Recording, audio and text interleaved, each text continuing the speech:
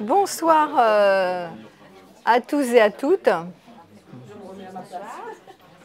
je vais vous demander de faire silence. Voilà.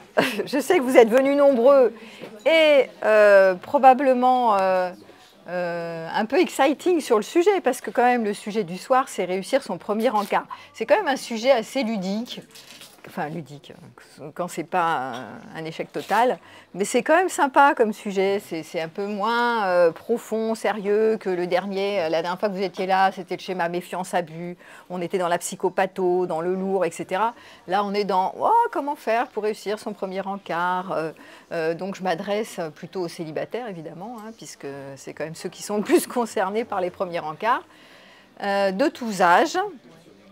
Et de ceux qui ont envie de s'amuser, je dirais plutôt, à rendre le côté rencontre, rendez-vous, plutôt quelque chose d'à la fois profond et sérieux, voilà, mais d'alléger un peu le système, parce que, vous le savez, et moi aussi pour l'avoir expérimenté, le premier encart, quand on y met beaucoup de pression, beaucoup d'enjeux, beaucoup de sériosité, ça peut vite être plombant.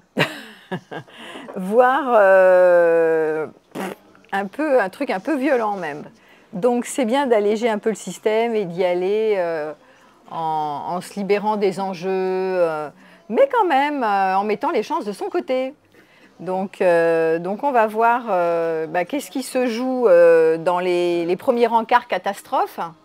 Et peut-être que ça vous est arrivé, peut-être prenez vos souvenirs là, dans vos mémoires de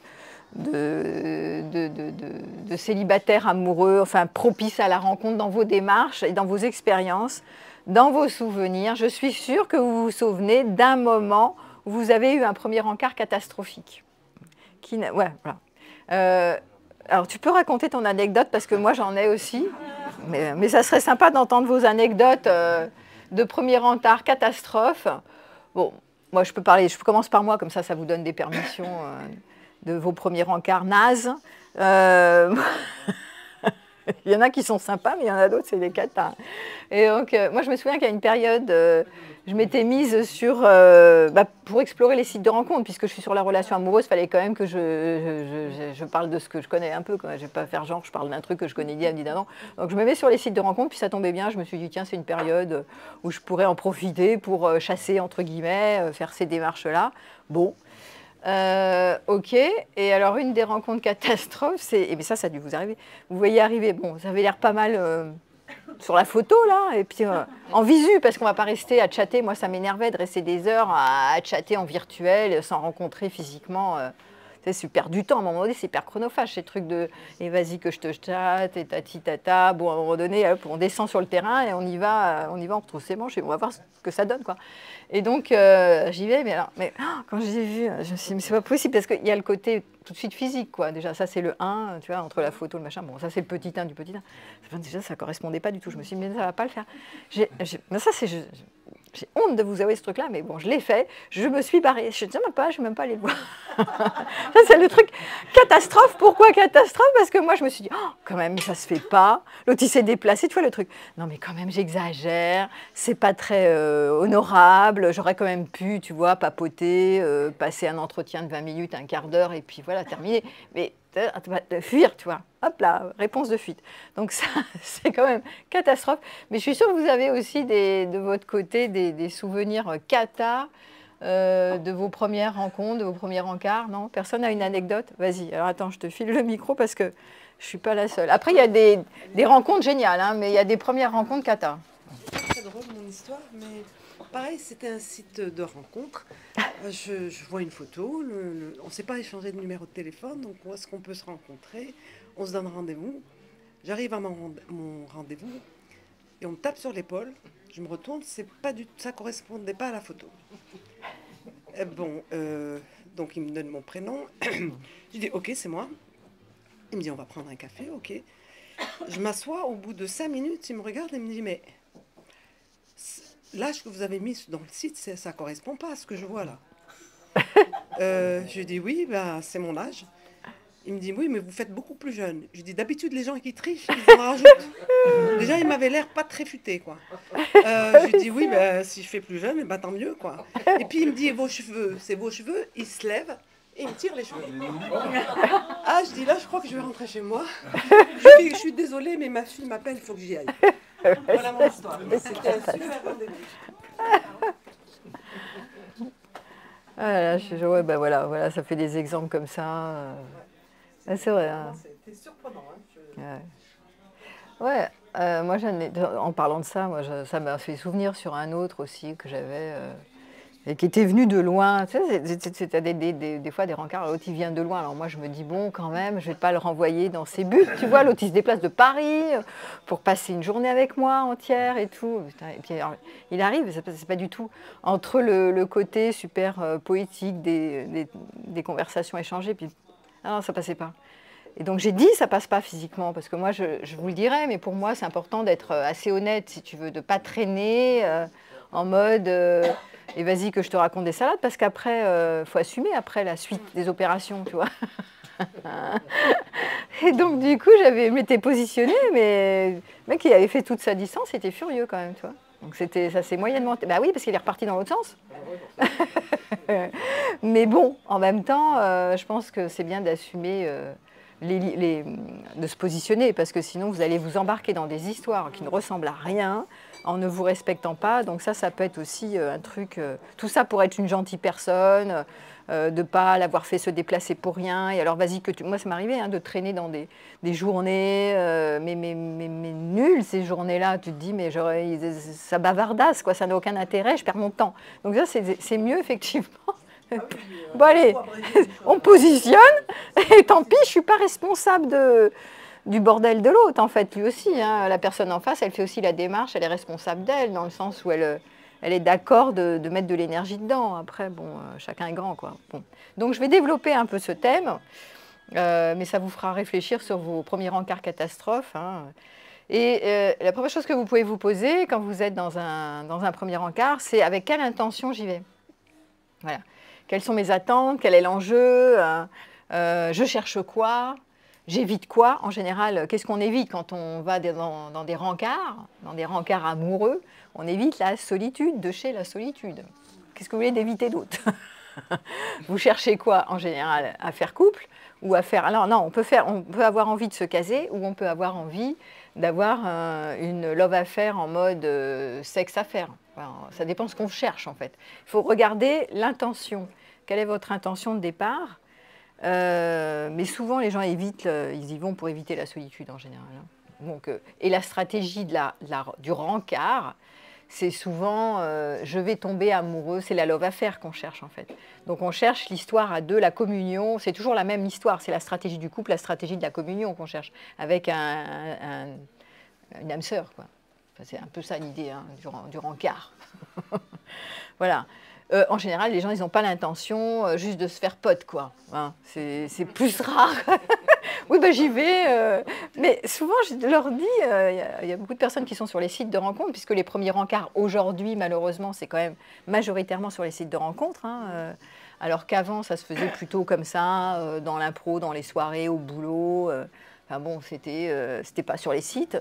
Maintenant, c'est majoritairement sur les sites quand même, il faut le dire. Donc, ça a quand même changé les données. Et du coup, c'est pas pareil, quoi. Les premiers rencarts, je sais pas, tu es dans une soirée, tu danses, tu as un feat avec quelqu'un. Bon, bah, après, tu dis, bon, on va se retrouver dans un café. Bah, y a déjà une accroche, une affinité, tu l'as vu, la personne.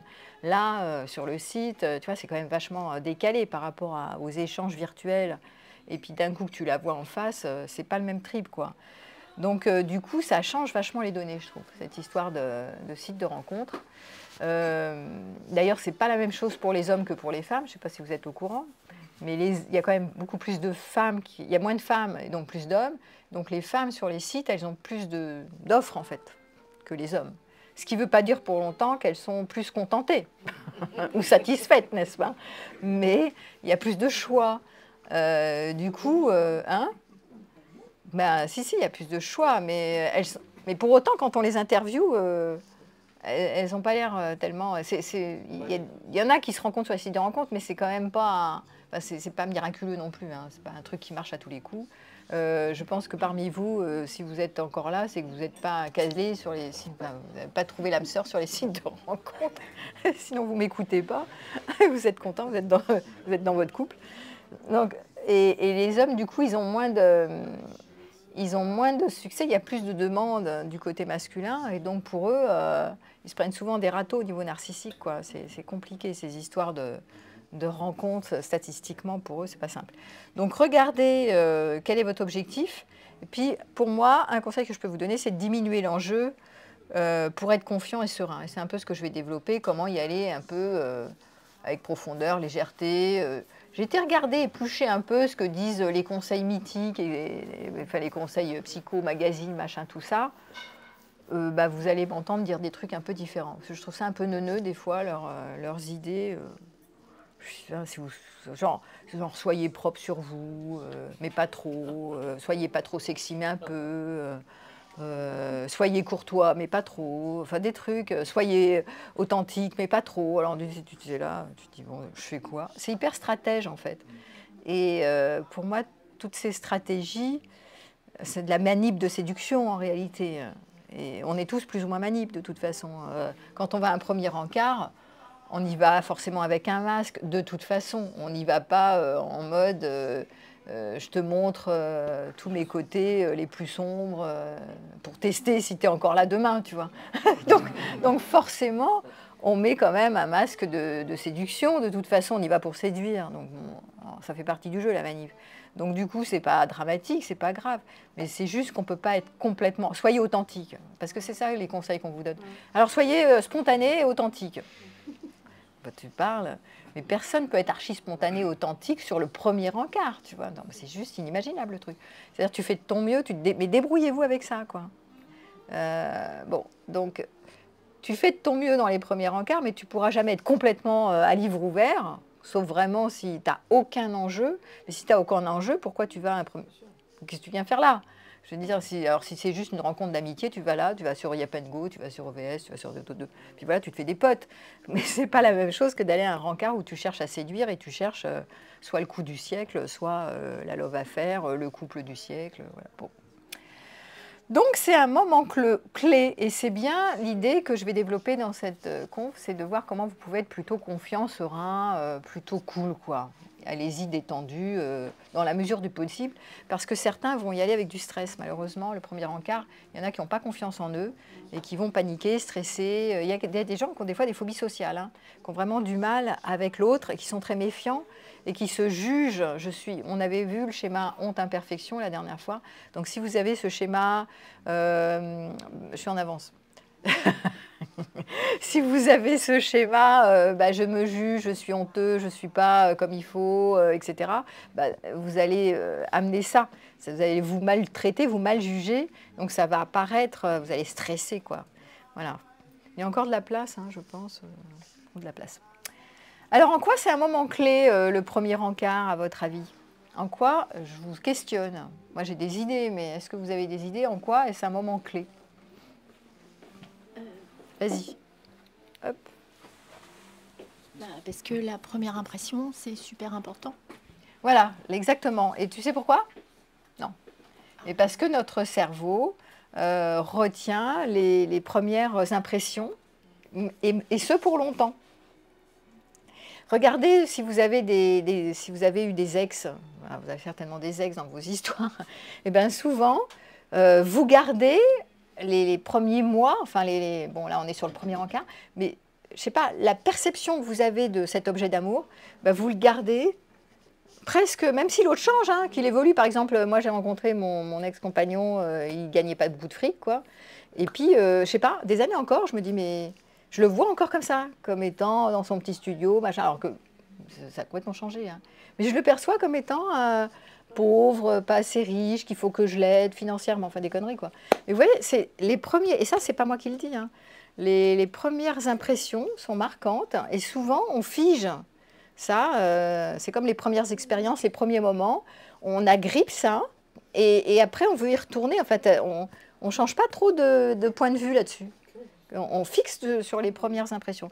Donc c'est important. Et puis pour la suite des opérations, effectivement, s'il y a une suite, bah, c'est sûr que ces premières impressions, ça passe ou ça casse, quoi. Soit tu te dis, c'est même pas que l'intuition, hein. Tu te dis, bon, il y a un feeling, il n'y a pas de feeling. S'il n'y a pas de feeling, on ne va pas investir, mettre tous ses œufs dans le panier, on va faire autre chose de sa vie, n'est-ce pas? Voilà. Donc ça permet de savoir, comme tu le dis, si ça pourrait être une belle histoire, en amour ou en amitié, ou si c'est pas aligné avec nos attentes. C'est aussi un moment pour faire un check sur mes attentes, tes attentes, et puis voir mes valeurs, tes valeurs. Et c'est aussi un moment où tu évites de perdre du temps. Quand même un moment stratégique, le premier encart. Parce que souvent, aujourd'hui avec les sites de rencontres, là, si tu as chatté un peu, bon, tu as épluché un peu les attentes, mais là, tu l'as en visu, donc tu peux vraiment confronter mes attentes, tes attentes, mes valeurs, tes valeurs. Je ne sais pas, moi, si vous avez envie d'avoir un enfant dans les 3 ans qui viennent, peut-être que, bon, voilà, c'est peut-être mieux. Alors après, vous allez me dire, est-ce qu'il faut dire ce genre de truc ou pas dès le premier encart? Eh bien, moi, je pense que plus vous êtes clair sur vos attentes, ce qui va vous demander de réfléchir sur qu'est-ce que je veux vraiment, au fond, qu'est-ce que je veux vraiment et qu'est-ce que je ne veux pas, plus vous pouvez vous positionner rapidement. Moins vous vous positionnez, plus vous risquez de manipuler, en fait. Et puis de vous faire attraper, perdre du temps, surtout. Bon. C'est un rendez-vous, le premier encart, pour découvrir les centres d'intérêt. Donc, c'est le moment de poser des questions, n'est-ce pas? Donc, qu'est-ce qui est horrible dans les premiers encarts? Qu'est-ce qui vraiment ne le fait pas, à votre avis? Qu'est-ce qui est tarte, pour parler vulgairement? Mais qu'est-ce qui déplaît le plus? Quand vous imaginez, vous avez chatté un peu, vous avez vu la personne en photo, tout ça, puis vous le voyez la première fois, ou alors vous l'avez vu dans une soirée, puis vous le revoyez. Qu'est-ce qui est vraiment tartignole? Qu'est-ce qui ne fait pas? Quels sont les critères nuls à éviter? Vous savez pas? Je suis sûre que vous l'avez. Attends, prends-le. Il est où le truc? Il est là. Ah, il est là. Vas-y. Les personnes qui sont différentes de ce qu'elles sont sur la photo, quoi. Alors ça, c'est le premier truc. Tu me dis, là, c'est ce qu'elle parlait, l'âge. Là, tu étais plus jeune, mais en général, c'est plutôt l'inverse. C'est plutôt... Ouais, c'est un sketch. Normalement, ça va dans le sens inverse, tu vois. C'est toujours... oh, mais elle a montré une photo. Alors surtout les femmes, les mecs, ils disent c'est les femmes qui montrent toujours des photos plus... Ouais. Mais bon, les hommes aussi. Bon, bref. Donc, oui, tu as la différence entre parce que là, tu es sur les sites, mais surtout, dans l'échange, quelqu'un qui soit prend pas du tout de place, soit prend trop de place. S'il prend toute la place en mode monologue, c'est un cauchemar. Ça vous est jamais arrivé, ce genre de plan, là? Quelqu'un, vas-y que je te parle de moi, et moi. Tu poses une question, tu vois, ding, et moi. Une question ouverte, et l'autre, il s'embarque, et toi, tu es là. Oui, c'est cela, oui. Et qu'il n'y a pas la réciprocité. Donc ça va être un critère vachement important. C'est l'histoire de la place. Qui prend la place dans l'entretien? Ça, vous pouvez ensuite, là je suis sur le premier encart amoureux, mais dans les entretiens de recrutement, dans les entretiens en général, avec des personnes que vous ne connaissez pas, qui prend la place? Et en général, il y en a toujours un des deux qui prend trop de place, ou l'autre qui ne prend pas de place. Est-ce que c'est vraiment égalité, quoi, l'histoire de la place? C'est ça le problème, c'est que ce n'est pas un échange. Alors, rapatriez le micro. Je sais pas où il est. Ah, il est là. Voilà, donc c'est important. Posez-vous la question. Est-ce que l'autre, il est parti dans un monologue, là, à raconter toute sa life? Tu as pu se poser une question. Voilà. Alors que normalement, c'est juste pour communiquer, enfin le premier encart, c'est pour communiquer sur les centres d'intérêt, se découvrir en fait. Donc normalement, c'est réciproque, il y a autant de place l'un que l'autre. Et donc quelqu'un qui est un peu malin, qui réussit son premier encart, qu'est-ce qu'il fait? Il pose des questions. Il veut savoir ce qu'il en est de l'autre, il veut intuiter, est-ce que l'autre me correspond un peu? Donc tu vas poser des questions ouvertes. Tu ne fais pas genre un monologue en mode moi. Mais les gens qui sont stressés, le problème, ceux qui sont très stressés, ils peuvent prendre toute la place parce qu'ils sont en stress en fait. D'où l'intérêt déjà de lâcher la pression que vous mettez en mode enjeu. C'est quoi le problème de rater son premier encart? Ils sont fous en fait. Sans quoi c'est grave. Surtout que vous pouvez transformer, moi c'est ce que je faisais là quand j'étais à l'époque sur les sites, je me suis dit, bon, au mieux, merci d'arrêter la sonnerie. Ding, ça va nous réveiller, ça. Déjà qu'on ne dormait pas avec le premier encart, mais bon. C'est un premier encart? Oui. Ah. Je te souhaite beaucoup de succès. J'y vais tout de suite après. Très bien. Donc, qu'est-ce que je disais comme connerie? J'étais partie sur en dire quoi, là? On déstresse. Ah oui, c'est ça. Lâcher les enjeux. Donc, pour lâcher les enjeux, ça veut dire... soit ça fera une histoire d'amour, soit ça fera un pote. Ça peut être aussi, ça peut partir en amitié, je veux dire, c'est bien. Non, vous voulez pas partir en amitié, vous voulez absolument vous caser. Il n'y a pas d'obligation de se caser toutes les 5 minutes non plus. Donc comme ceux qui veulent fuir la solitude et qui veulent se caser à tout prix, ça fait partie de vos attentes. Donc si vous êtes sur ces enjeux-là, c'est sûr que vous allez vous mettre la pression. Voilà. Si vous lâchez les enjeux en disant, bon, adviendra ce qu'adviendra, soit ça en fait un ami, soit ça fait rien du tout, soit ça fait un sex friend, soit ça fait une histoire d'amour. Enfin, on ne sait pas, en fait, qui vivra verra. Moi, je dis tout le temps, hein, toutes les rencontres sont faites pour être vécues, elles ne sont pas faites pour durer tout le temps. Il y en a qui sont faites pour être brèves. Des fois, c'est même 2 heures, c'est même 5 minutes, des fois, c'est 0 minute. Des fois, c'est 3 jours, des fois, c'est 1 nuit, point barre. Voilà, mais ça mérite d'être vécu. Ouais. Bon, voilà. Ça, c'est ma manière de voir les choses. Donc, ces premiers rencarts, c'est pour évaluer s'il y a une compatibilité, n'est-ce pas? S'il y a de l'humour. D'ailleurs, très souvent, l'humour, c'est quand même pas mal. Ceux qui se mettent la pression, ils n'ont pas d'humour, ils sont un peu lourdingues. Mais ceux qui ont de l'humour, ils ont plus de chances de passer. Donc, les nanas, elles le savent, qu'est-ce qu'elles font? Pour elles, c'est important, l'humour. Donc, elles se disent, il faut que j'ai de l'humour. Enfin, genre, il faut que j'ai de l'humour. Donc, je vais raconter une petite blaguette, tu vois. Ou des anecdotes rigolotes. Voilà, ça, c'est les nanas. Et il paraît que c'est vrai. Hein. Et les mecs, ils sont moins là-dedans. Ils sont moins dans... faut que je... Par contre, eux, ils veulent plus démontrer qu'ils assurent, et aujourd'hui, ils veulent assurer par le consentement. Parce que c'est important qu'aujourd'hui, les garçons veulent être des gentils garçons. Donc, ils ne veulent pas être des maladroits garçons, pas être des méchants garçons. Donc, ils ne veulent pas se monter en mode prédateur.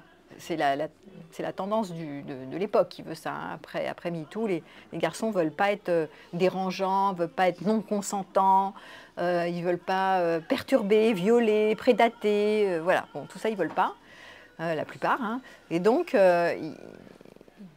des fois, ils sont tellement là-dedans, qu'ils sont tellement dans le consentement que ça devient lourdingue même dans les premiers rencarts. C'est « est-ce que je peux te prendre la main, puis-je t'embrasser? Es-tu consentante ?»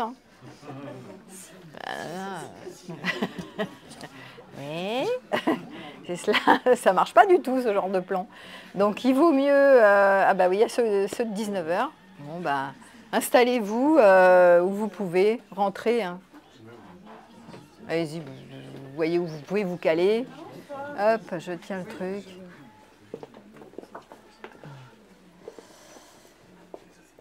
Donc, j'étais sur les plans des mecs qui veulent être trop bisounours quelque part. Alors que les femmes, quand même, il y a des différences hommes-femmes. Hein. Les femmes, elles attendent quand même toujours encore qu'un homme soit yang et yin, mais quand même yang, c'est-à-dire qu'il entreprenne, qu'il soit sûr de lui. Voilà, donc à la fois, elles ne veulent pas des bad boys, mais à la fois, elles veulent quand même des mecs qui assurent. Et donc, du coup, il vaut mieux, plutôt que de dire « est-ce que je peux te prendre la main, puis-je t'embrasser ?» plutôt « j'ai envie de t'embrasser », ça fait plus entreprenant, à mon sens, que « puis-je, pourrais-je » Peux-tu me dire ce sur quoi tu es consentante et non consentante? Le truc. Non, mais aujourd'hui, avec les trucs de consentement, on ne sait plus quoi faire. Bon, alors... Voilà, et de toute façon, par rapport aux enjeux, c'est pas très grave si ça mène nulle part, parce que... C'est quoi encore ça? Ça s'arrête pas. C'est les rencarts. Non, mais... Bon, alors, donc j'étais en train de dire, si ça échoue, entre guillemets, il n'y a jamais d'échec ni de réussite dans les entretiens, dans les rencarts, ce n'est pas des échecs, vous ne prenez pas des râteaux. En fait, les gens disent « Ah, mais j'ai pris un râteau !» Mais vous n'avez rien pris du tout, tu n'as pas pris un râteau. En fait, tu as fait une expérience qui te sert, mais comme dans le recrutement, en fait, tu fais une expérience qui te permet de t'entraîner, hein, ou alors de t'entraîner à prendre des râteaux, c'est-à-dire, et de le vivre bien, de le vivre légèrement, au lieu de te plomber, « Ah, non, j'ai pris un râteau, à la fin du monde !» Ou alors, tu vois, non mais c'est un cauchemar. Vous vous entraînez à prendre confiance en vous, plus vous entraînez à aller dans des rencarts plus vous entraînez à poser des bonnes questions, à s'intéresser, à découvrir une nouvelle personne, parce que ça, c'est quand même le centre d'intérêt, c'est de découvrir quelqu'un. Et plus vous prenez confiance en vous, plus ça devient léger, en fait. Plus vous faites des entretiens, plus ça devient facile, plus ça devient léger, moins il y a d'enjeux. C'est comme tout ce qu'on fait. Moi, la première fois que j'ai fait une conf, j'étais là, stressée avec le micro, là. Puis maintenant, j'y vais, regardez, j'y vais une heure après tout le monde. Coucou, c'est moi. Ben, n'importe quoi, ayant à moitié préparé le truc. Enfin bon, voilà. Donc c'est comme les premiers rencarts. Plus on en fait, et plus on est à l'aise, et moins on stresse, et moins il y a d'enjeux, et plus on dédramatise le truc. Et finalement, c'est de l'entraînement, c'est pas plus mal. Bon, après, ça dépend de... Ça débouche sur quoi?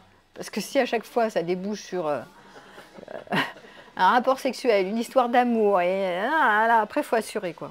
Parce qu'après, ça devient un peu... ça peut être un peu intime, quoi. Surtout les rencarts, c'est fait pour ça. Donc il y a quand même, faut faire attention parce qu'avec les sites de rencontres, il y a beaucoup de déboires des deux côtés, hein, féminin, masculin. Si les femmes, elles disent tout de suite oui après la première entrevue, avec un rapport sexuel derrière à la clé, parce qu'elles n'osent pas dire non, qu'elles se disent oh, quand même, pour une fois qu'il y en a un qui passe par là, qu'il a l'air de s'intéresser à moi, il y en a tellement peu. Alors ça, c'est les hommes, ils se disent pareil, hein, j'ai pas beaucoup de monde, j'ai pas beaucoup la cote, il y a plus d'hommes et que de femmes sur les sites, donc pour une fois que. Mais il y a beaucoup de femmes qui témoignent de ça, qui disent oui, mais bon, alors, je me suis donnée dès le premier soir et finalement, le mec, il s'est barré, le lendemain, c'était nul, bon, voilà. Et après, elle ne se respecte pas. Donc c'est important de savoir jusqu'où, d'anticiper un peu jusqu'où c'est OK pour vous ou pas. Soit ça vous branche et ça vous branche pas, vous ne le faites pas, mais ça vous branche, vous pouvez le faire. Donc de prendre un temps de sentir, après ce premier encart, s'il se prolonge, parce que ça peut être un entretien dans un café, mais ça peut être aussi un premier encart, je ne sais pas, vous dites on se fait un resto et après on va boire un coup, un dernier verre chez moi, hein, ça peut se terminer comme ça le premier encart. Donc à vous de vous écouter et de voir jusqu'où... Et quand vous ne savez pas que ça va trop vite, je donne toujours le même conseil. Vous faites une pause pipi par exemple, et vous prenez le temps de sentir si ça dit oui ou si ça dit non. Vous ralentissez pour sentir si c'est oui ou non. Parce qu'il y a beaucoup qui font du oui, non, oui, ben oui j'y vais, non je sais pas, ben, ça va trop vite. Donc au lieu de faire ça va trop vite, vous faites un ralentissement, faites une pause, et vous écoutez si ça dit oui ou non. Voilà, c'est une histoire de se respecter. Moi, je parle pour les hommes et les femmes. Hein. Je ne suis pas en mode, il n'y a que les femmes qui ne se respectent pas. Les hommes, c'est pareil. Hein. Il y a des hommes, ils vont dans des histoires, ils s'embarquent dans des plans. Après, ils sont là, à 3 h du matin. Oh, qu'est-ce que je fais là vivement que je me bats.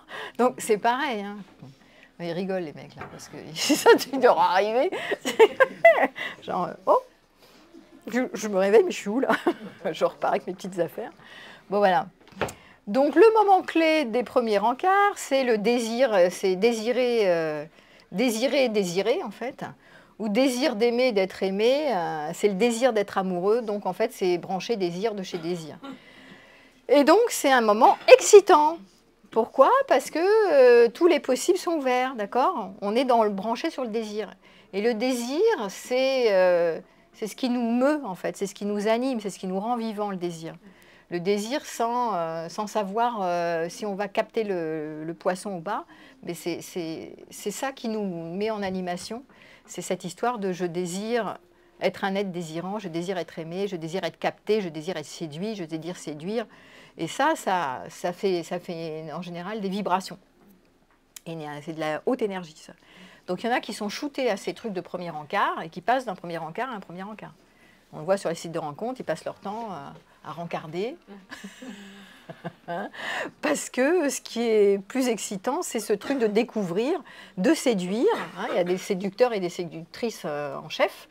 Et donc, eux, ils sont branchés sur l'idée du désir. Parce qu'une fois que tu as capté et que l'autre est un peu acquis, c'est un peu moins intéressant pour ces profils de personnalité-là.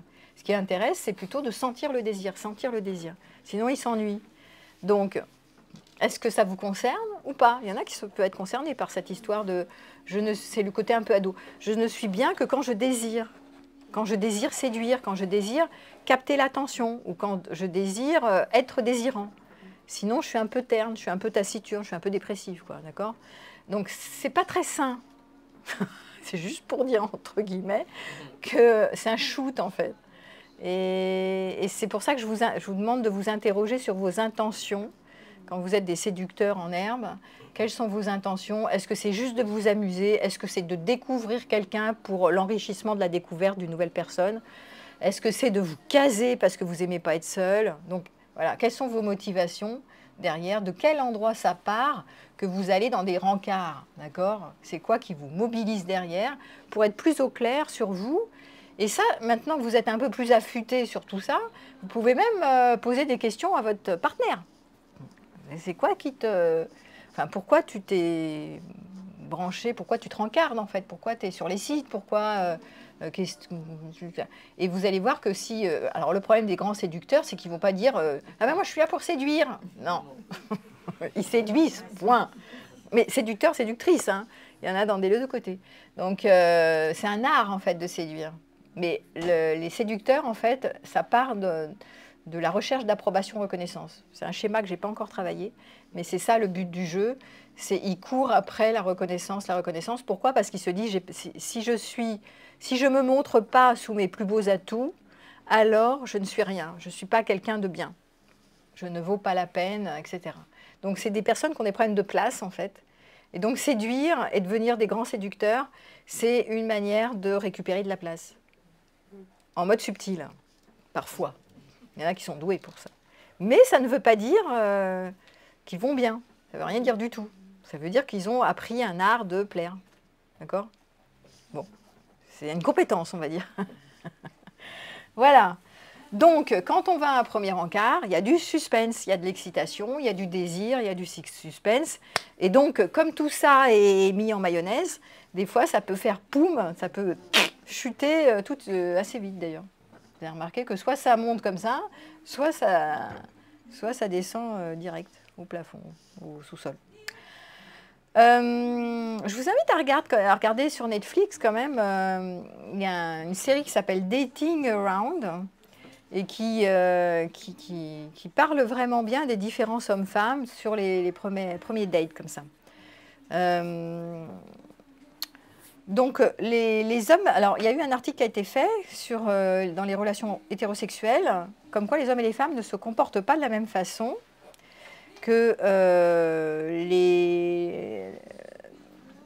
les hommes vont... Enfin, voilà, c'est ça le truc, je ne me rappelais plus, mais ils vont choisir une conversation approfondie pour réussir leur premier rendez-vous, alors que les femmes vont privilégier l'humour, comme j'ai dit, en racontant des blagues. Donc, c'est des façons différentes. Donc, les mecs veulent faire profond, ils veulent faire sérieux, tu vois. Ils se disent, faut qu'elle y croie, quoi. Alors que les nanas, bon, on va faire un truc un peu... On va faire Chase, tu vois. Faire la nana qui ne cherche pas vraiment à se caser. Les femmes, elles ont peur de se montrer comme étant en recherche de se caser. C'est pas joli, mais en fait, c'est ça. De faire couple, d'accord? En fait, elles veulent se caser, en réalité. La plupart, elles ne veulent pas juste un plan cul.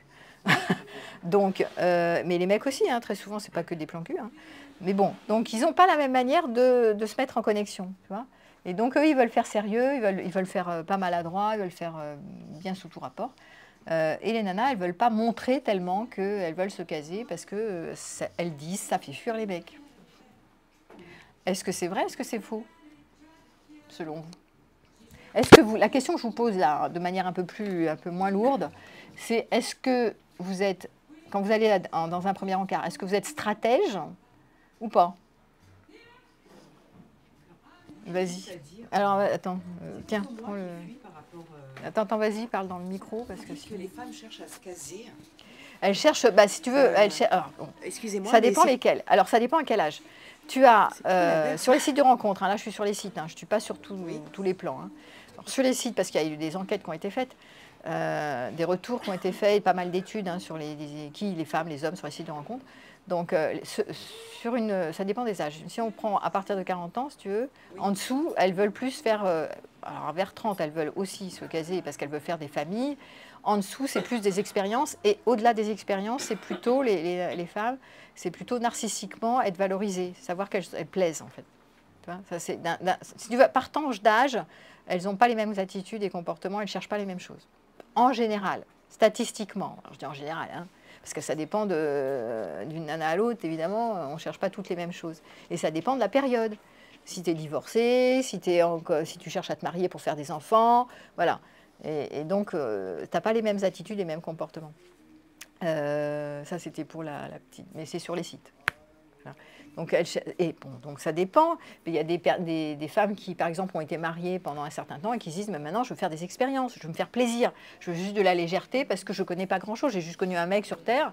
Bon, c'est peut-être bien que je fasse un peu d'autres découvertes, quoi, que j'explore ma sexualité ou des relations autres, pas que de la sexualité, tu vois. Je vais découvrir autre chose. Et ça peut être aussi une période. Donc ça dépend, tu vois, ça dépend à quel âge tu arrives sur les sites. C'est intéressant d'ailleurs, il y a pas mal d'enquêtes qui ont été faites sur les profils des gens qui ont été voilà, sur les sites. Alors je continue sur l'article qui a été fait là, parce que c'est un mec, un thésard, hein, qui a fait une thèse sur les premiers encarts. Hein. J'aurais pas fait une thèse là-dessus, mais bon, comme quoi il y a des thèses sur tout, hein. Mais pourquoi pas. Donc pour voir les différents types de connexions selon les genres. Et donc, il disait que les hommes privilégient souvent des actions plutôt physiques, comme flirter, se tenir la main, boire de l'alcool, pour garantir le succès du rendez-vous. Et les femmes considèrent que la politesse et l'écoute active, c'est des tactiques plus efficaces. Voilà. Et celui qui a fait une thèse, il s'appelle James Moran, que vous pouvez retrouver sur quelle est l'efficacité des actions au premier rendez-vous. Bon. Mais en fait, en clair, en résumé, c'est quand même l'importance de la communication et de la compréhension mutuelle qui va jouer quand même si vous êtes une femme, vous avez des tactiques. Bon, toutes ces histoires de stratégie, perso, moi je trouve ça un peu neuneux, quoi. D'arriver avec des tas de stratégies dans la tête, alors comment je m'y prends pour... bon, il y a quelques trucs à éviter, mais globalement, moins c'est spontané... plus c'est un peu lourdingue, je trouve, non? Vous ne trouvez pas? C'est un peu... tu arrives avec toutes ces stratégies en tête. Alors, attends, je vais poser telle question, puis après, je vais poser telle question, puis après... Vous habitez chez vos parents?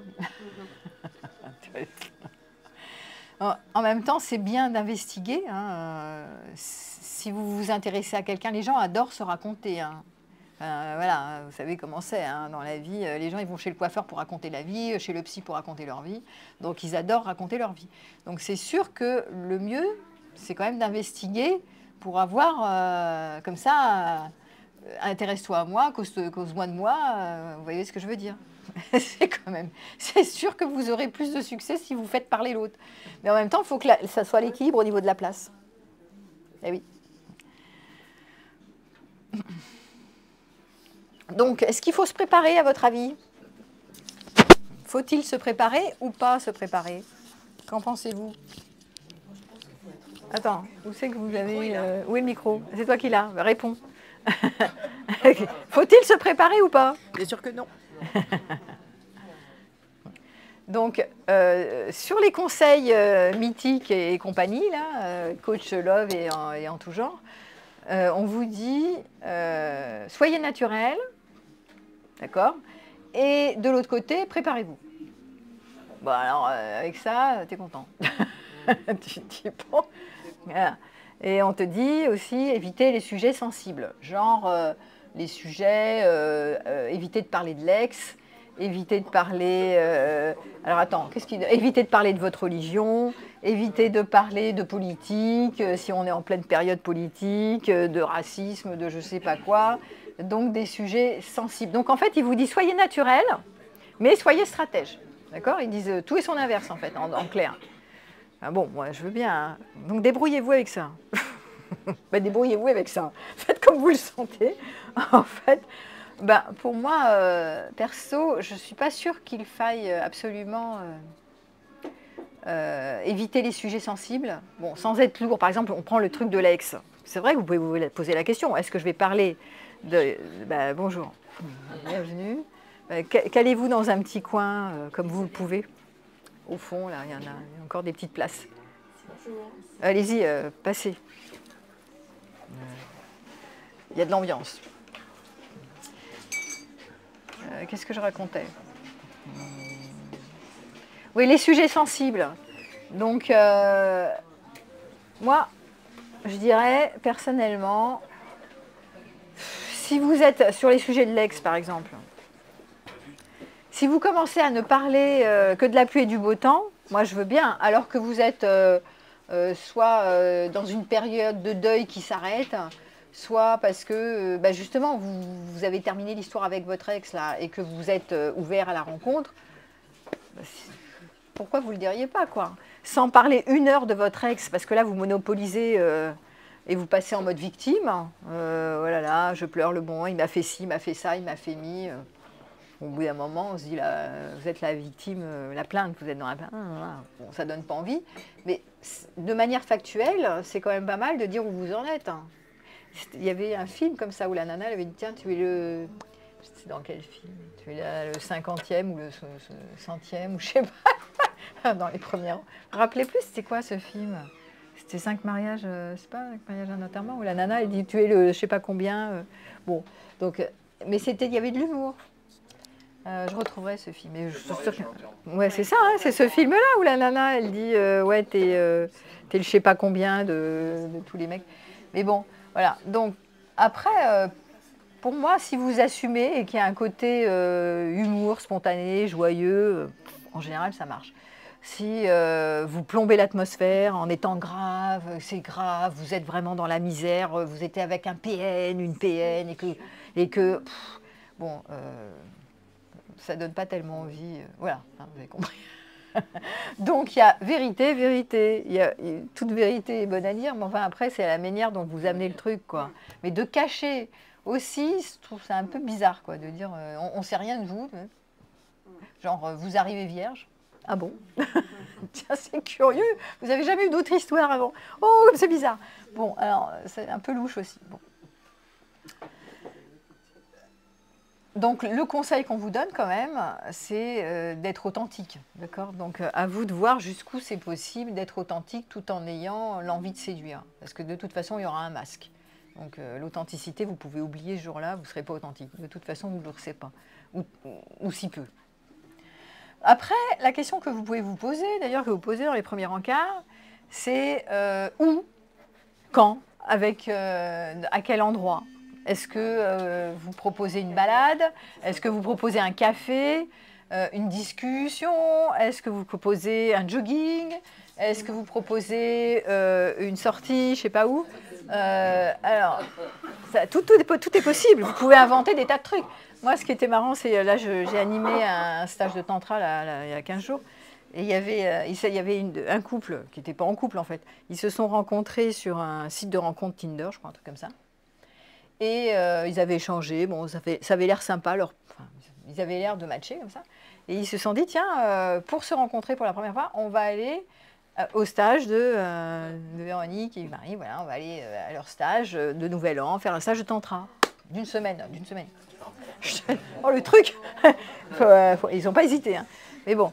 Et donc, ils se sont rencontrés la première fois. Ils ont quand même pris une chambre couple parce que moi, je pensais qu'ils étaient amis. Donc, je voulais les mettre les filles d'un côté, les garçons de l'autre. Ils m'ont dit non, on ne se connaît pas vraiment. Alors, je ne comprenais rien à son truc, l'entretien. Mais non, on ne se connaît pas vraiment. Mais bon, on veut quand même être en couple, mais on n'est pas en couple, mais on est des amis. Mais je ne comprenais rien à ce qu'elle me racontait. Et en fait, bon, je les ai mis en couple puisqu'elles voulaient absolument être en couple.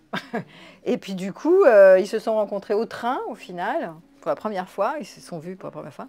Et ça, tout de suite, ça a matché, ils ont rigolé. Ils ont fait un couple genre love. On aurait l'impression qu'ils étaient en mode depuis 10 ans ensemble, tu vois, genre les hyper amoureux. Mais c'était quand même challengeant leur truc, parce que ça aurait pu très mal se passer. Donc eux, ils avaient eu l'idée de se dire, on va faire une semaine ensemble, dans un plan à la fois intimité. Tu sais, le tantra, c'est de l'intimité, c'est à la fois du relationnel, c'est à la fois du corps, c'est du massage, il y avait plein de trucs là-dedans. Donc, et du ludique. Donc voilà, ils ont challengé leur truc. Ça aurait pu être foireux, hein, parce qu'ils ont pris une chambre couple. Une semaine, c'est long. Hein. Bah, c'est ça le truc, ils auraient pu galérer.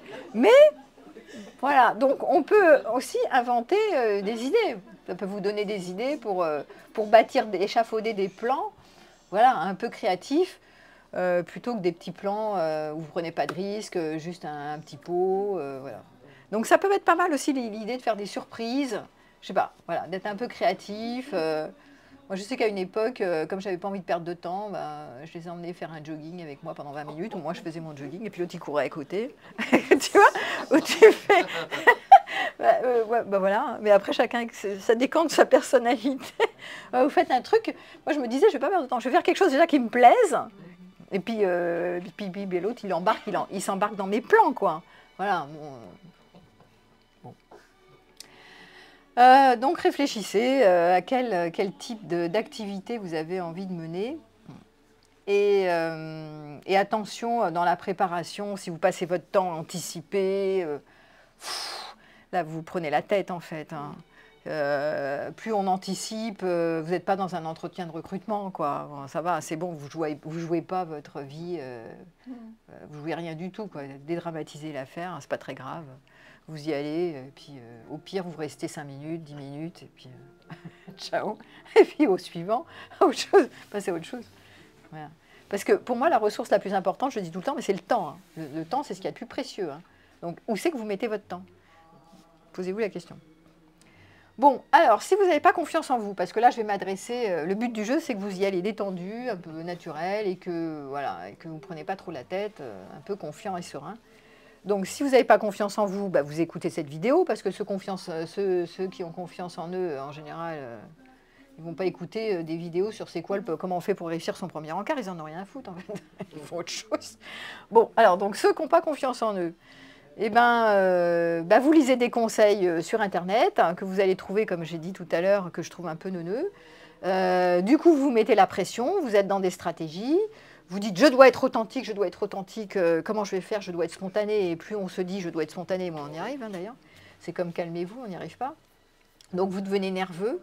Donc le but du jeu, c'est de voir comment je peux, moi, me mettre moins de pression. Quand je n'ai pas confiance en moi, c'est que je me juge. Ce n'est pas l'autre qui me juge, parce que l'autre, on ne sait pas. C'est que je dépends du regard de l'autre et j'imagine qu'il va me juger. J'anticipe qu'il va me juger. C'est parce que moi-même, je me juge négativement et j'ai honte de mes défauts. J'ai l'impression que je ne suis pas assez à la hauteur et que je ne serai jamais assez à la hauteur et que les autres nanas ou les autres mecs sont 10 fois plus à la hauteur que moi. Donc ici, on va trouver, quand vous n'avez pas confiance en vous, des problèmes de place, des problèmes de j'ai pas de valeur. Et ça ne se travaille pas qu'en thérapie, ça se travaille aussi, ça se voit dans les entretiens où vous êtes stressé dans les premiers encarts. Donc comment faire? Déjà débusquer la petite voix qui se dit j'ai pas de valeur, je suis pas à la hauteur, les copines sont plus belles, elles sont mais moi je suis nulle, et puis je me suis tapé un mec, ça m'a complètement abattu, et donc je dégage rien, et tati tata. Bon, donc arrêtez la petite voix persécutrice en vous qui vous maltraite. Vous êtes comme vous êtes, imparfaite, libre et heureuse. D'accord? Répétez-vous cette phrase. Je suis imparfait, libre et heureux. Comme avait dit, ça c'était le titre d'un bouquin. Mais c'est quand même bien d'arrêter de se taper dessus en disant je suis comme je suis. Et pour moi, je dis toujours la même chose, hein, mais je répète, parce que les gens n'ont pas tous le temps d'écouter mes 500 heures de vidéos. Bon, je répète un peu, mais bon, c'est pas grave. C'est qui même me suivent. Si on ne peut pas m'accepter avec mes qualités et mes défauts, tant pis, c'est pas très grave. Je préfère rester seule que mal accompagnée à la limite. Tu vois. Mais au moins, voilà, je ne me mets pas en 4, en 10, en 25, en plus bas que terre, en me disant mais je ne plairai pas, je plais pas, c'est pas grave. Ne faites pas un drame de déplaire. Et des fois, il y avait des... Je me rappelle, j'avais un copain qui était carrément le super beau mec, mais qui avait ce problème de je suis nulle au premier encart, j'ai pas de valeur, je suis trop timide, je crois que je déplais, alors que c'était un super beau mec, d'accord? Donc ça n'a rien à voir avec... En fait, souvent, ça n'a rien à voir avec les apparences, ça a à voir avec la honte profonde, la valeur interne qui n'est pas liée à la réalité. Hein. C'est vraiment ce qu'on se dit en soi. Donc, je lui ai donné comme injonction, je lui ai dit, écoute, tu sais quoi, va à tes rencarts, là, ou à ton rencard, là, puisque tu as matché avec une nana, je ne sais pas où, bon, bref, et tu te donnes l'injonction, la direction de déplaire. Tu dois rater ton rencard. Le but du jeu, c'est d'échouer. Mais vraiment, d'être minus, quoi. Voilà. Donc, démerde-toi pour être minus. Ça va être, il faut que tu rates. Il ne faut pas que ça marche, ton truc. Et donc, il est parti avec ça. Il est parti dans l'objectif de de perdre, quoi. De se dire, de toute façon, foutu pour foutu, bah, c'est foutu. Donc, je vais dire des conneries. Il est parti en sabotant, en fait, le truc. Eh bien, pas de bol, même en sabotant, la nana, ça l'a accroché. Déjà, c'était un beau mec, parce que c'était pas... Bon, et puis, je pense que même en sabotant, il y a des personnes qui... On peut plaire, quoi, parce qu'on est ce qu'on est. C'est pas parce qu'on va montrer, prouver, démontrer qu'on est terrifique, machin, tout ça. Ça marche pas forcément, ces trucs de mentir, de se mettre sous des apparats. Je veux dire, on sent qu'il y a l'être qui est derrière, quoi. Qui tu es derrière ces masques. Donc ça se capte, ça, dans l'invisible. Il y a des informations qui sont dans le non-verbal. Donc c'est pas besoin d'en raconter des tonnes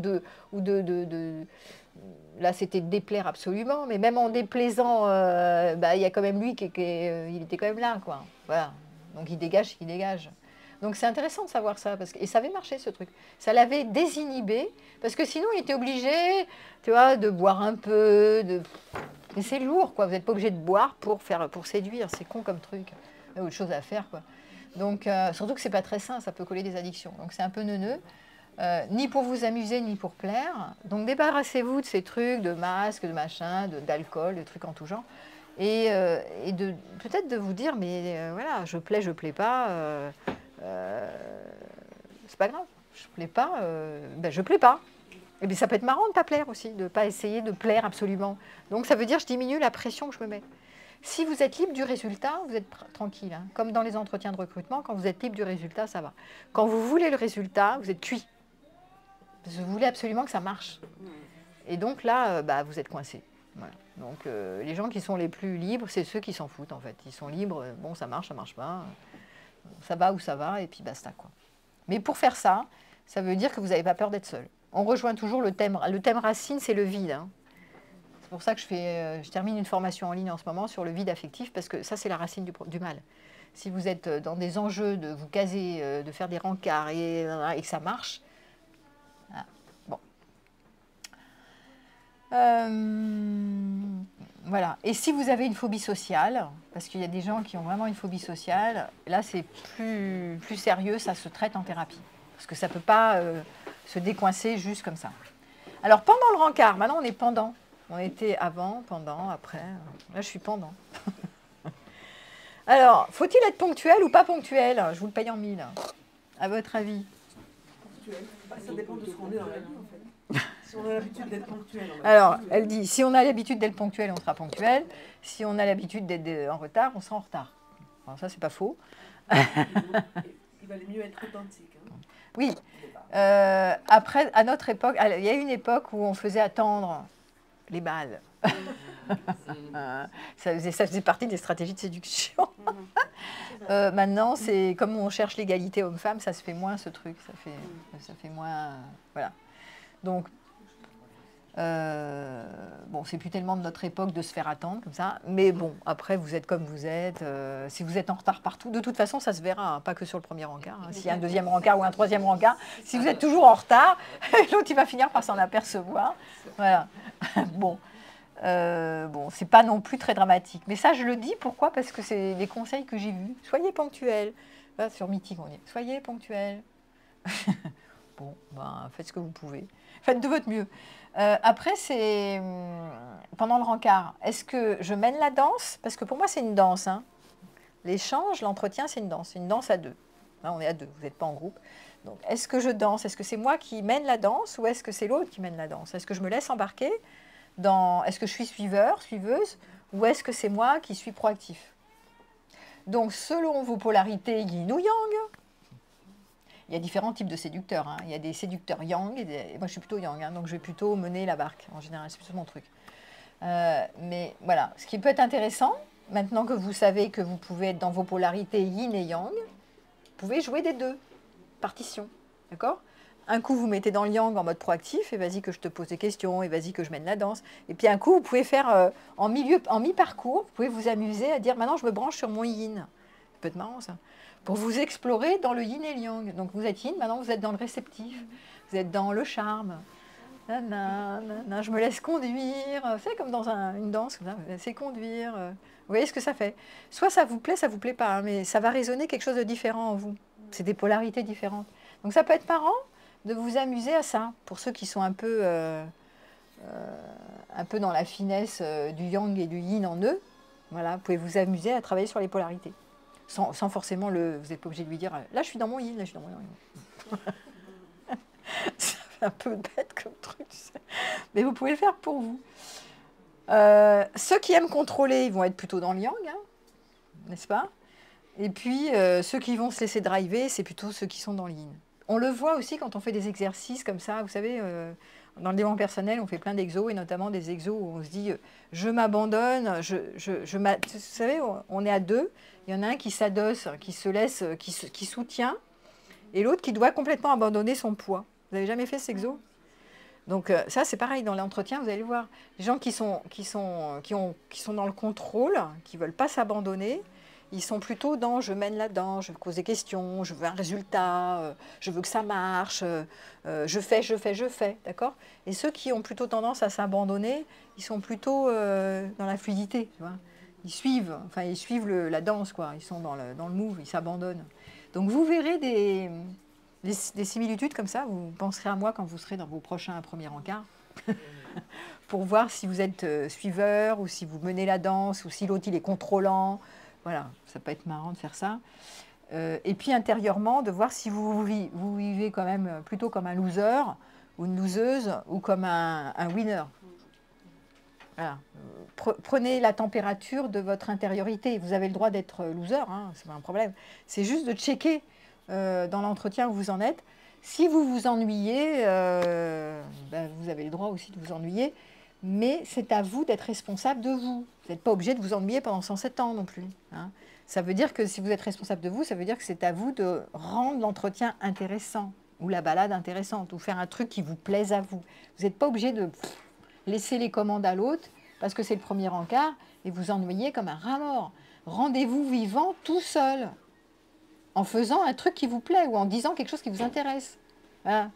Soyez responsable, vous n'êtes pas obligé de suivre bêtement, là.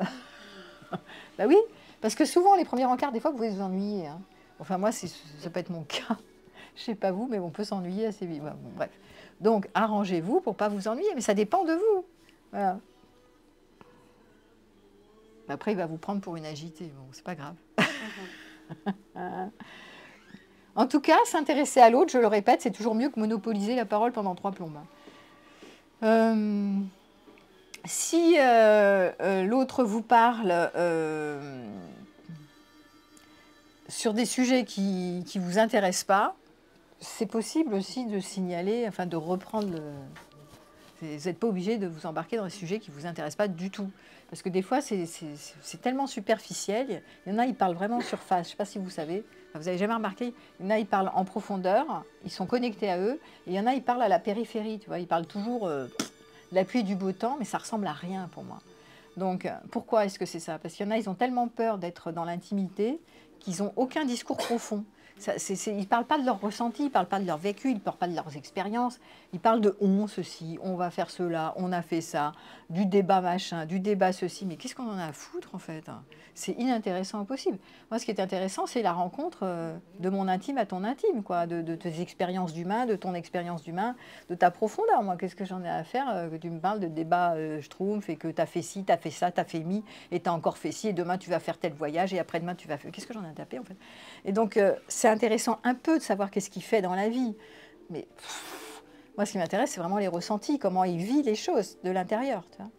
Bon, après, moi, je suis psy, donc c'est les vécus internes qui m'intéressent. Mais à vous d'examiner aussi cette question. Est-ce que ça vous intéresse tant que ça?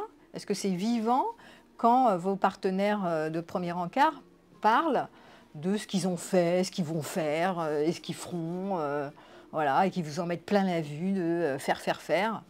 Bon, sans parler de comment ils vivent les choses de l'intérieur.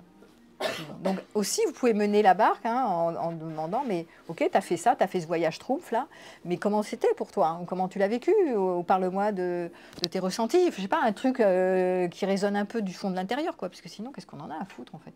Bon, enfin, moi, je parle pour moi, mais après, vous pouvez aimer les discussions un peu superficielles. Moi, ça ne m'intéresse pas du tout. Donc, c'est pour dire que le premier rendez-vous, ça peut être léger et profond. Bon, Voilà. Donc le but du jeu pour moi, c'est de passer un bon moment. Si ce n'est pas le cas, écourter poliment, mais sûrement. Parce que vous n'allez pas traîner un truc qui ne sert à rien. Voilà. Bon, alors, mettre les chances de son côté, j'avais fait un paragraphe, comment mettre les chances de son côté. Donc humour, est-ce que j'en fais pas trop? Voilà, évitez de chercher à vous mettre sur votre 31, votre meilleur jour, la meilleure facette de vous-même, la meilleure version de vous-même, quand on le dit machin. Franchement, c'est des injonctions à se montrer une bonne personne, mais vous n'êtes pas une bonne personne, parce que personne ne l'est. Donc arrêtez de vouloir prétendre être une bonne personne, la meilleure version. Bon, vous avez compris, au bout d'un moment, ça fatigue. Vous fatiguez tout le monde avec ça. Donc voilà. Donc le but du jeu, pour moi, c'est vraiment de passer un moment sympathique déjà, pour vous. Et puis après, il y a la suite. Donc, ah voilà, ah tiens, c'est marrant, je retrouve les conseils mythiques qu'ils avaient donnés. Il dit, alors qui fait le premier pas? Jouez les cœurs tendres. Offrez un livre ou un symbole si vous avez discuté avant de vous rencontrer. Bon. Vous pouvez, hein, si ça vous branche, hein, mais vous n'êtes pas obligé. Bon. Soignez votre allure pour un rendez-vous amoureux. Mais on ne va pas arriver comme des ploucs, hein, de toute façon, en jogging. Tu vois. Sauf si tu veux absolument déplaire, ou sauf si tu veux un jogging, c'est normal, tu vas arriver en jogging. Mais sinon, bon. En tout cas, bon. S'intéresser à l'autre, bah oui, c'est ce que j'ai dit. Ne pas chercher à tout prix à conclure lors d'un premier rendez-vous. Sauf si, tu vois, ça aussi, c'est pas forcément vrai, parce que si tu veux conclure, parce que toi, tu veux faire une expérience sexuelle, que c'est ton kiff, qu'est-ce qui t'empêche de conclure au premier rendez-vous, tu vois? Ça dépend de tes intentions, de nouveau. Bon, briser la glace avec une question. Ça ne dépend pas que de leurs intentions. Les femmes ont envie d'être jugées très souvent. Hein. Alors attends, tu es en train de dire, vas-y, prends le micro, parce que sinon, on t'entend pas. Des petites réunions comme ça, où Ouais. les gens s'expriment pour des sujets ou d'autres. Ouais. Et je me suis rendu compte que beaucoup de femmes disaient qu'elles ne voulaient pas, par exemple, avoir une relation sexuelle le premier soir, Le premier soir. parce qu'elles pensent qu'elles vont être jugées. Alors elle dit, je préfère le laisser poireauter un mois. Un mois. J'ai posé la question à la personne qui m'avait dit ça. Je lui ai dit, mais toi, tu en avais envie Oui ou pas, ouais. Elle me dit oui. Bah Je dis, alors t'es bête. T'aurais t'as dû raté le le faire. coup, t'as raté On une s'en occasion. fout. S'ils pensent que t'es bien, t'es pas bien, c'est pas le but. Ouais, c'est T'avais vrai, envie, tu le fais. Bah oui. Donc beaucoup de femmes ne Ah sont oui, pas elles ont peur d'être pas jolies. jugées. Jugées moches. Parce que non, c'est bon parce que je serais une fille légère. Tu vois, j'y étais même pas. Je couche au premier rendez-vous. Ah oui, Je dis, oui, t'as mais raison. qu'est-ce qu'on s'en J'avais fout oublié ce truc d'être Eh une ouais. fille Et légère. ben, il y a des gens qui et c'est vrai, pensent t'as pas. raison. C'est- Oui, t'as raison. Oui, ça joue beaucoup. Et surtout pour celles qui veulent, entre guillemets, faire couple sérieux. Voilà. T'as tout à fait raison. Parce que, effectivement, il y a cette mauvaise réputation des femmes légères. Et dans les conseils, on te dit effectivement, attention, si tu veux une relation sérieuse, ta réputation va être... Ouais. Aucun désir Oui. ne doit être exprimé. Donc, finissent par dire c'est ça la vérité. Voilà, ça c'est la stratégie. Je ne vais pas me montrer sous un angle d'une nana légère et court-vêtue et qui couche au premier coup. Quoi. Mais ça peut être changé chez les jeunes, là, par exemple. Hein Je sais pas comment vous vivez, vous. Ah bah je sais pas, on va leur demander. On va Tiens. demander, ouais. Alors, on va poser la question. Tiens, allez, vas-y, hop, à toi la balle. Bon, alors la question c'est, tu vas à un premier encart et qu'il y a un mec qui te plaît, d'accord? Et que tu te dis, oh, il faut quand même que je le fasse attendre parce que sinon, il va me prendre pour une femme légère et donc je vais perdre mes chances. Après, je pense que ça dépend du moment aussi, ça dépend de... Non, ça dépend pas. Tu as envie de cette T'as envie de faire ce mec qui te plaît. C'est pas que. Est-ce que tu le Mais dis tu te dis, ou est-ce que tu te est-ce que je perds mes chances de lui plaire parce qu'il va me prendre pour une nana légère? Ou est-ce que tu te dis, mon envie est proms, c'est-à-dire j'ai envie de me taper ce mec-là, il me plaît, il me plaît, il me plaît, il me plaît. Ça, je dis, ça dépend du moment. Si c'est l'envie, oui, je pense que... Ah ouais, la question c'était Mais je t'as pense envie qu'on est moins d'hypothèse, peut-être c'est envie. maintenant... C'est dur, hein. Bah, c'est-à-dire, Après, quelle est ta dans les- priorité? C'est toujours pareil. C'est pour ça que je vous questionnais sur c'est quoi? Quelle est ta priorité? Est-ce que c'est de te caser à tout prix avec une stratégie de je joue à la femme sérieuse, je me mets les chances de mon côté parce que si je fais la femme pas légère, qui saute pas sur le mec et sur tout ce qui bouge, alors j'ai plus de chances de me caser?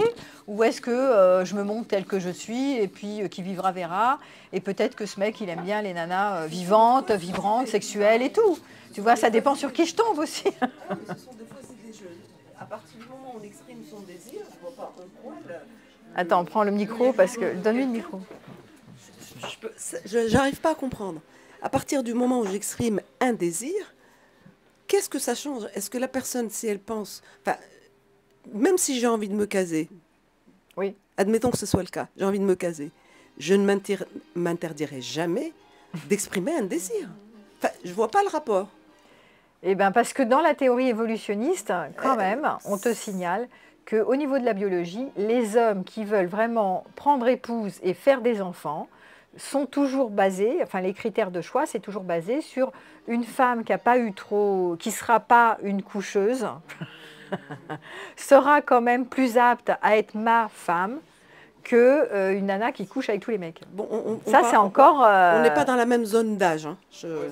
Ah oui. J'ai- Non, mais moi, je te j'ai parle 65 ans, des donc, 30, hein, 30, je ne 40. suis pas là pour construire une famille, Ah ouais. etc. Mais Ouais, mais les je te femmes à parlais mon des- âge, je parle des gens de mon âge, Ouais, ouais. qui Bah n'arrivent oui, pas à c'est exprimer pareil. leur désir parce que, ben non, peut-être Ouais. que, justement, en étant ce qu'on est, ça peut fonctionner. Je ne dis pas qu'il faut coucher le premier soir, mais si jamais on en a Tout à fait. pourquoi Donc là, s'en priver tu es sur, tu me parles sur les femmes qui sont quand même plus matures et qui ont plus d'expérience. Et en général, elles ont, ben ouais, Elles ont encore cette idée de ne pas coucher le premier soir par principe.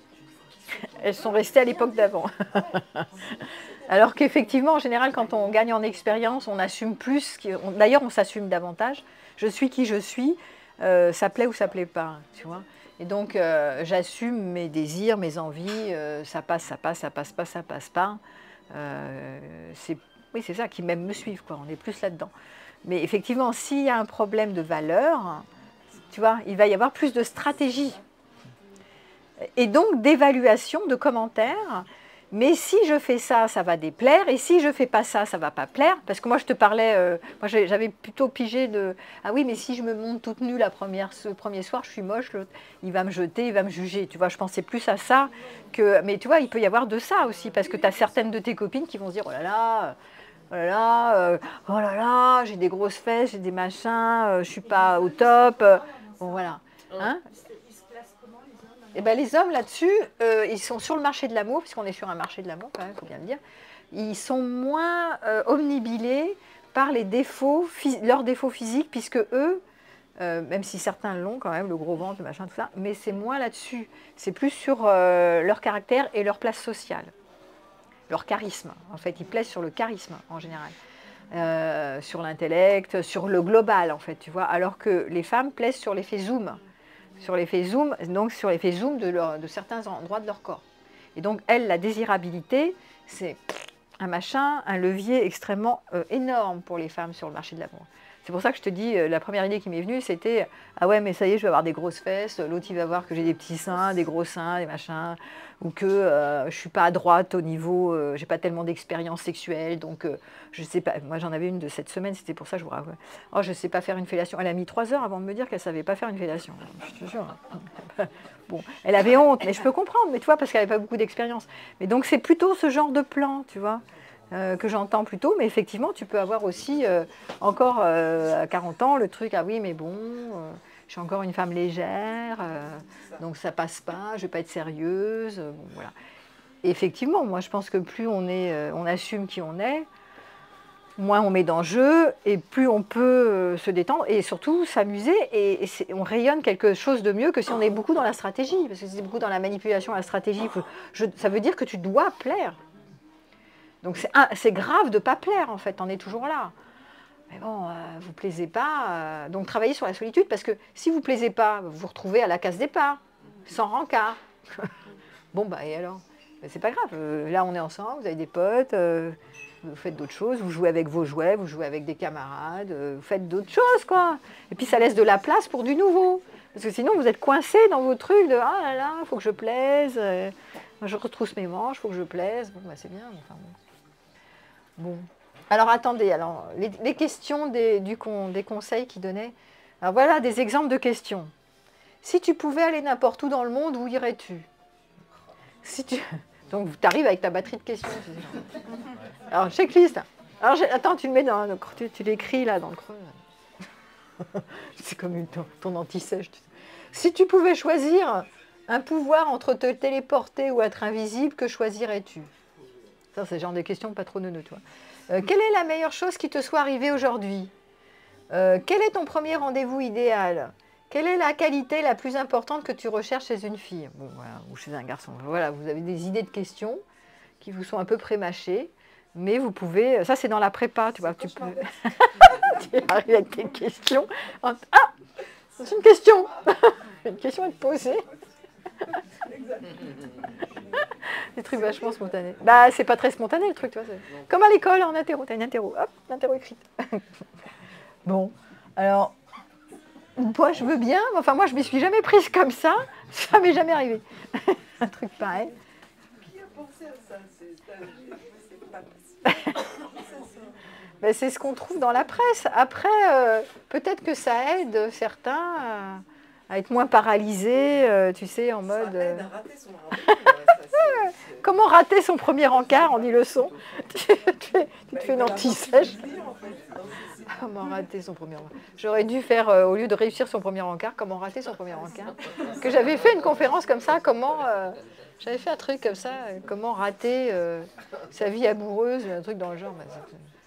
Comment arrêter de vouloir... Oui, j'avais fait une conf sur comment arrêter de vouloir récupérer son ex. C'est vraiment le truc inverse. Parce que tout le monde veut récupérer, ben c'est pareil. Comment rater votre premier encart? En faisant des anti-sèches. Bon. Alors, OK pour le premier encart. Vous avez des trucs à dire là? Attends. Ah oui, ce qu'il disait aussi dans les conseils. Ce qu'une femme regarde lors d'un premier rendez-vous. Elle regarde le sourire. Le premier détail sur lequel une femme s'attarde, c'est le sourire, chez les hommes. Hein. Donc le dessin des lèvres, la sincérité de l'expression, le soin avec lequel est soigné le sourire sont observés à la loupe. Après tout, la bouche est la première partie du corps qu'elle pourrait rapidement embrasser. Et en plus, ça, c'est pas tout à fait vrai, parce que les nanas, elles sont plutôt dans le global, comme je l'ai dit tout à l'heure. Donc, c'est plutôt une impression globale. C'est souvent plutôt intellect, ou c'est quoi la conversation, c'est quoi le contenu, c'est quoi qui l'intéresse. Mais pas tellement fixation sur un truc, la bouche. Et pourtant, je suis dentiste. C'est pas la première chose que je regarde. Donc elle nous disait qu'elle était dentiste, c'est pas la première chose qu'elle regarde.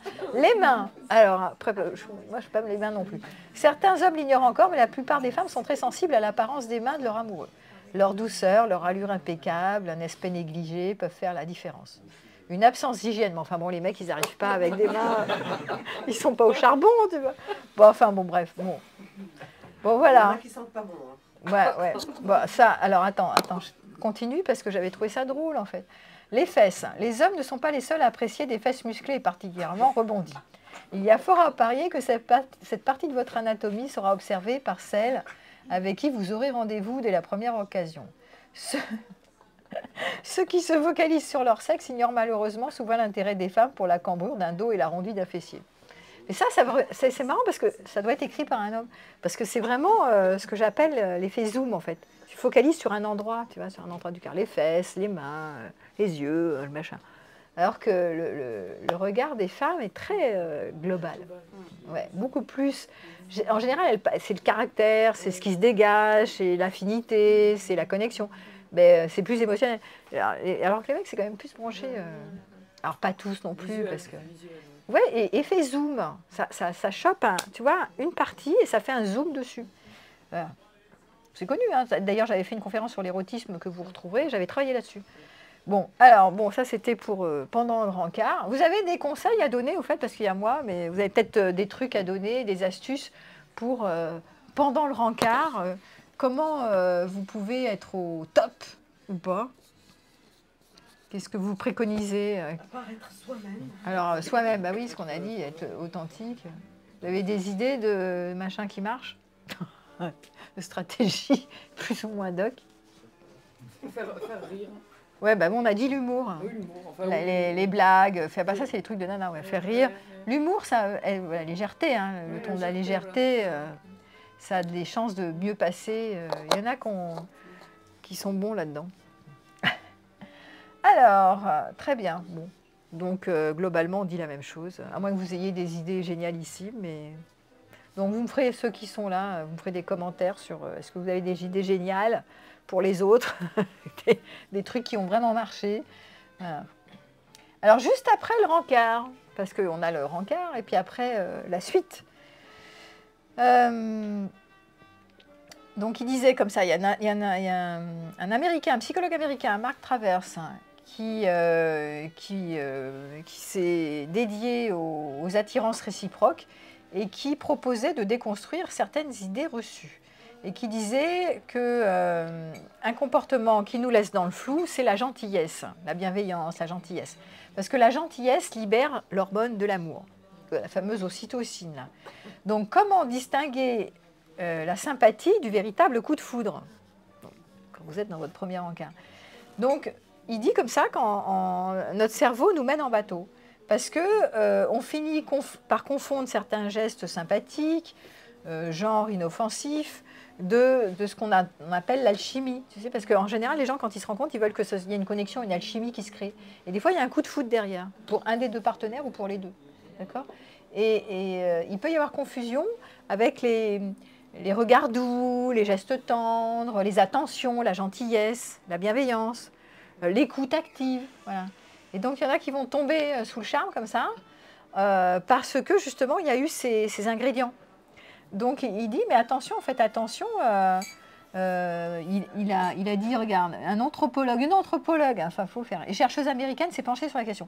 Avec son équipe de l'Institut Kinsey, Hélène Fisher a étudié 17 participants décrits comme intensément amoureux, observant ainsi que les régions du cerveau associées à la motivation et à la récompense étaient activées lorsqu'ils entraient en contact avec leur partenaire.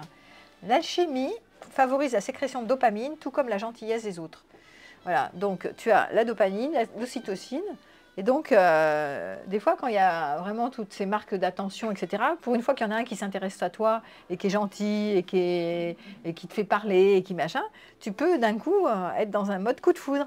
Dopamine plus gentillesse ocytocine égale hormone de l'amour, égale baba, égale j'en peux plus. Donc, mais ceux qui mettent en garde, c'est que ça ne veut rien dire. Eh bien oui, ça n'engage à rien. C'est pas parce que quelqu'un vous a fait son numéro 1 et que vous êtes sous le charme que forcément, c'est quelqu'un qui est forcément gentil tout le temps, c'est quelqu'un qui est dans la bienveillance et la compassion tout le temps, c'est quelqu'un qui sera... toujours dans l'humour, dans la profondeur, dans l'intérêt pour vous et branché sur vous. Mais ça ne veut rien dire du tout. C'est juste ce qui se passe dans des premiers encarts, ce qui est normal, ce qui est attendu même. On ne va pas être antipathique dans un premier encart, on va être plutôt sympa. On va être ouvert, on va s'intéresser. Mais regardez, est-ce que vous êtes toujours ouvert à l'autre en mode interactif, intéressé, à l'écoute, câblé sur l'autre, dans la vie de tous les jours? Vous n'êtes pas comme ça. Ah, je m'intéresse à toi, oh, c'est super ce que tu me dis. Ah, dis-moi en plus. Ah, c'est bien, c'est intéressant. Ah, c'est drôle ce que tu dis, c'est rigolo et tout. Bon, non, en général, on n'est pas tellement comme ça toute la journée. Hein. Donc, voilà. C'est intéressant, je trouve, j'avais trouvé intéressant de dire, mais faites un peu gaffe, quoi. Vous ne faites pas attraper toutes les 5 minutes, parce que oui, quelqu'un est gentil et qui vous montre de l'intérêt, pour autant, ça ne veut pas dire que vous allez vous marier avec lui, qu'il va être tout le temps comme ça. Et il y a beaucoup de gens qui, après, dans la suite des opérations, qui disent, oui, mais au début, rappelez-vous que les premières impressions, les premières expériences, c'est ce qui marque le plus. Oui, mais au début, il était charmant, ou elle était charmante, il m'a fait les violons, c'était incroyable, j'aurais pas pensé qu'après soit comme ça, comme si, égoïste, machin, tout ça.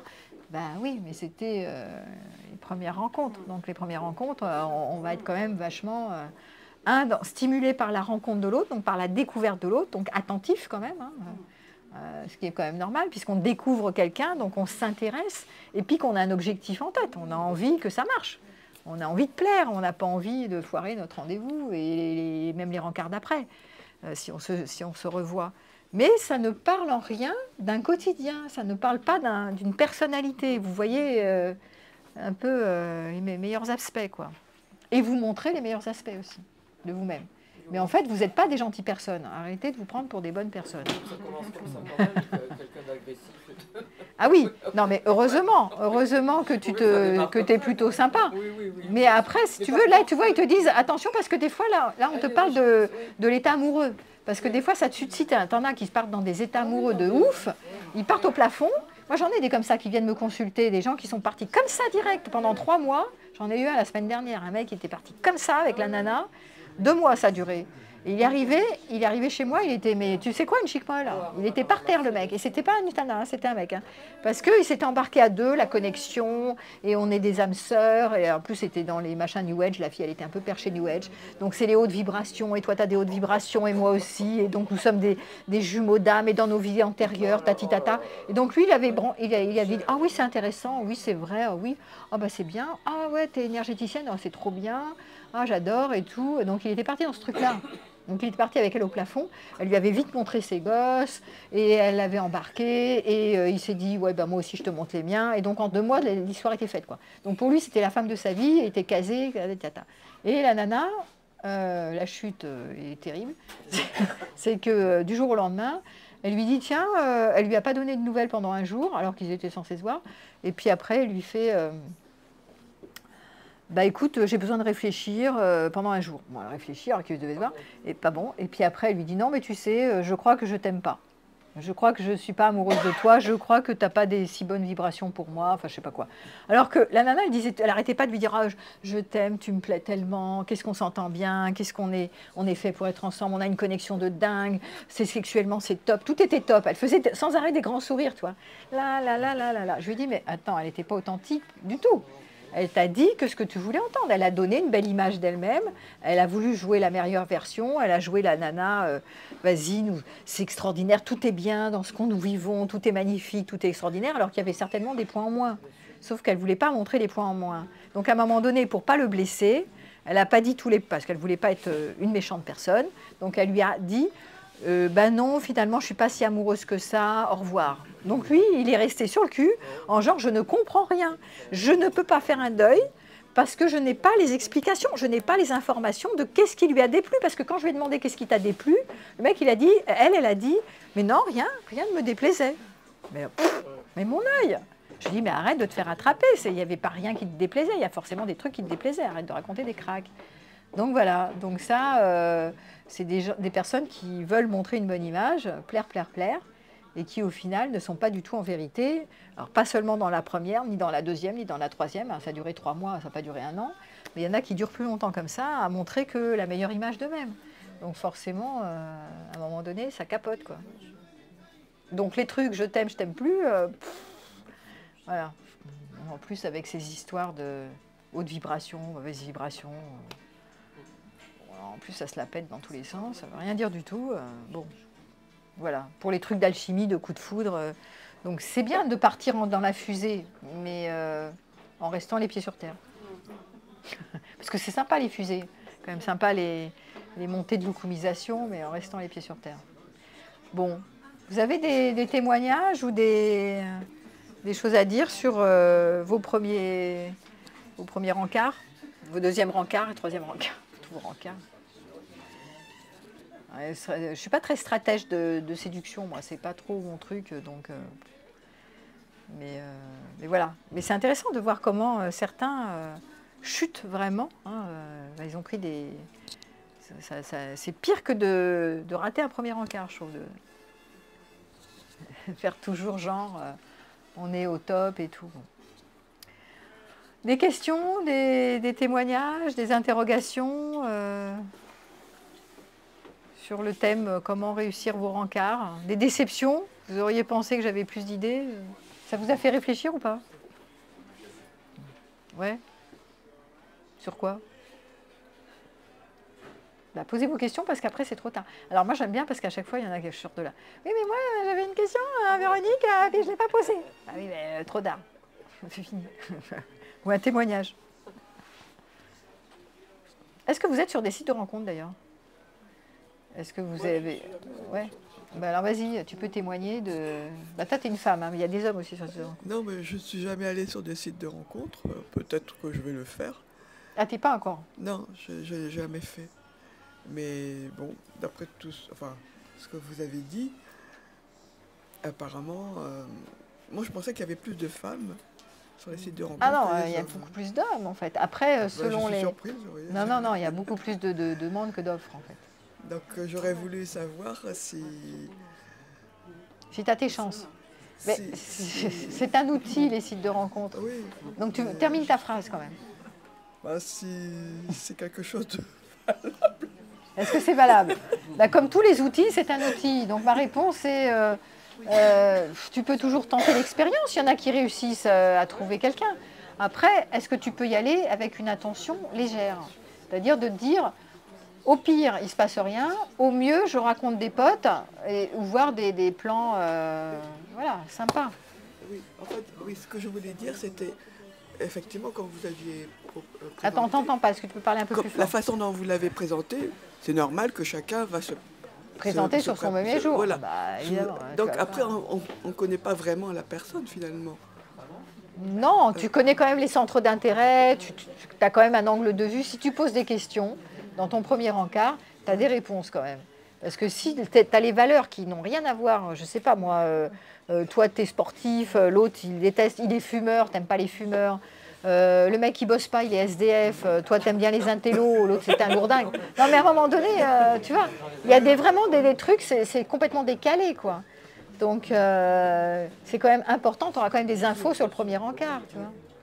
C'est pas que tu as quand même des infos. Mais faut pas oui, exagérer. on sélectionne quand on est sur le site, on sélectionne.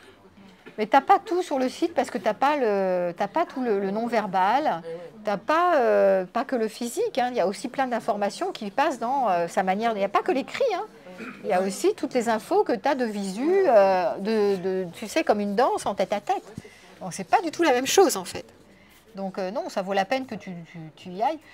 Mais l'expérience est riche, hein, de toute façon. Bon, quand vous avez du temps, c'est très chronophage, hein, les sites de rencontres. En plus, après, tu es un peu addict au chat, au machin. Et l'autre, est-ce qu'il m'a écrit, pas écrit, est-ce que je plais, est-ce que je plais pas. Donc c'est challengeant quand même et ça prend beaucoup de temps. Bon, si vous avez du temps et que ça vous branche, c'est une expérience à vivre comme une autre. Et au mieux, vous pouvez faire des copains, hein, des copines qui vous font rencontrer. Plus vous avez un réseau, pour moi, selon mes conseils, hein, plus vous avez un réseau élargi, plus vous avez des amis, entre guillemets, plus vos amis peuvent vous faire rencontrer des amis. Voilà, dans des soirées, dans des plans, en vous disant, tiens, il y a un plan ici, un plan là-bas, il y a un machin là-bas. Et donc, voilà, et ça, c'est un peu plus naturel. Mais si vous êtes trop seul, à certaines périodes de votre vie, vous pouvez aussi vous câbler en même temps sur des sites de rencontres. Qu'est-ce que tu risques? Tu risques pas grand-chose, si ce n'est d'être déçu. T'es déçu. Et alors? C'est pas la fin du monde, je veux dire. Voilà. Après, souvent, les gens ils disent qu'ils sont déçus parce qu'ils perdent du temps, ou alors ils se respectent pas. Genre, tu couches alors que tu n'as pas envie de coucher. Bon, après, qu'est-ce que tu veux que je te dise? Tu es responsable, hein. Personne ne te force. Hein. Ah oui, ça, il y a des déboires comme ça. Ah oui, bon, voilà. Donc, mais en même temps, c'est une expérience. Parce qu'une fois que tu l'as vécu, tu t'arrêtes ça, quoi. Tu fais autrement. Toute expérience est bonne à vivre. Il n'y a pas d'échec. Donc, il n'y a pas d'échec, donc il n'y a pas de réussite. Point barre. Ça s'arrête là. Vous n'allez pas réussir ni rater vos rencarts, vous allez simplement vivre des trucs agréables, non agréables, décevants, enthousiasmants, et puis après, suite au prochain épisode. Voilà. Et bien voilà, pour ces histoires de rencarts. Bon, ça fait 1h27 que je cause, donc on va s'arrêter là, parce que sinon vous allez passer la nuit, et on va se rencarder. Voilà. Qui veut se rencarder avec moi? J'en profite. Bon, alors maintenant, on va savoir dans l'auditoire qui cherche un rencard. On va tout savoir. Bon, allez, je vous laisse. Mais c'est bien de jouer aussi. Merci à vous.